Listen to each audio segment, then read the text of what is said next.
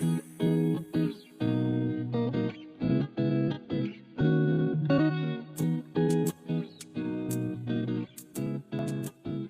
guys, my name is Jasmine McCray. Not only am I a top producing agent here in the Charlotte area, but I'm also a mother and a wife. Yeah, I'm Rashad McCray. I currently work with Meritage Homes, so I'm a new home sales counselor. And then as well as what Jasmine said is, like being a husband, a father, a provider, a protector, a man of God is some of my more important roles. But as far as what I do to make ends meet, contact me for some real estate. When we bought our first home, we thought it was way harder than it really is. By the time we went under contract, we got a long story about how this all happened.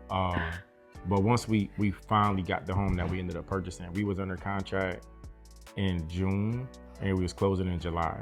So it was like, for me, it was like eye-opening. I'm like, wait, people could buy a house and be in a house in 30 days? 30 days, yeah.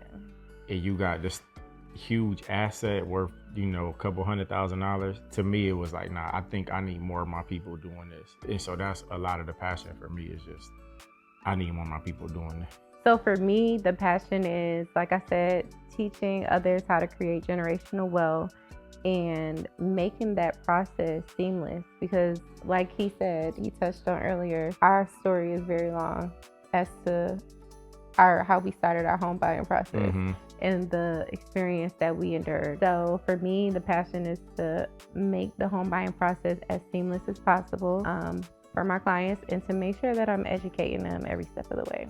That's why I go as hard as I do. I think after every kid, I gotta go harder. So we had 3 total now, and it put a drive in you, right? It makes you move with a different type of purpose, because it's not just you that you got to provide for anymore. 3 little people. I was watching a video, and the dude, he was showing him going to a restaurant. It was just him, and the bill was like $8, and then he went with him and one of his kids, and it was like $16, and then he had brought the wife.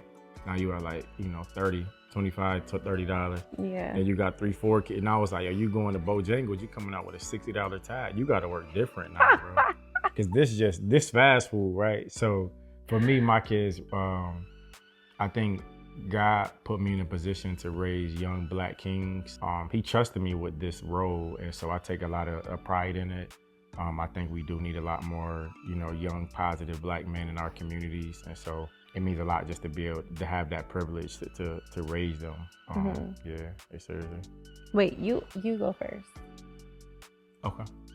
Tell me about us meeting each other, and like, just kind of go down like us to your recollection, right? Like what stood out about us meeting each other, and how did we end up getting to where we are? My stomach dropped when you was like, tell me about. I was like, okay. From my recollection and from what I can remember, Rashad was pranked to ask me to go to prom. Confirm. I don't know about prank. Why you said that? Oh, that's just what I heard.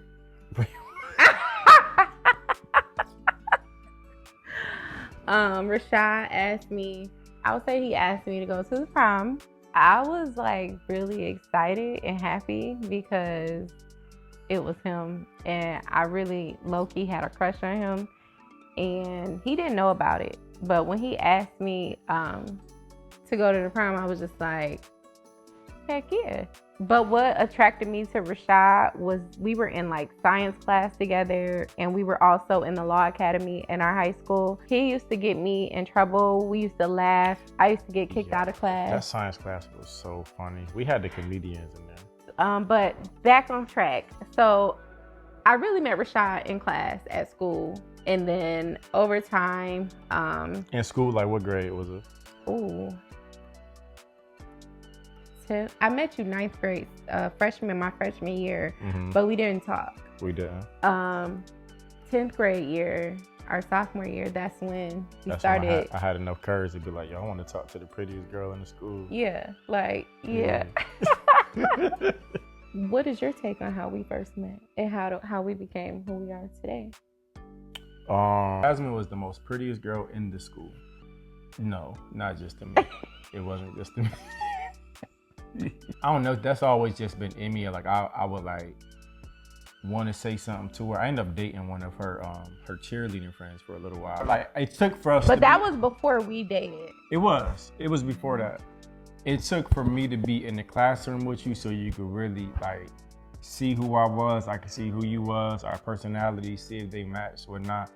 But once I seen like you was open to just like having a good conversation, a good laugh and stuff like that, it kind of did lead to, you know, it was actually my mom that was like, you should ask her to go to the prom with you. And I was like, do you think so? You told your mom about me? Oh, absolutely. For real? My mom, my best friend. What? I'm the oldest, the firstborn. But yeah, she was like, you should ask her to go.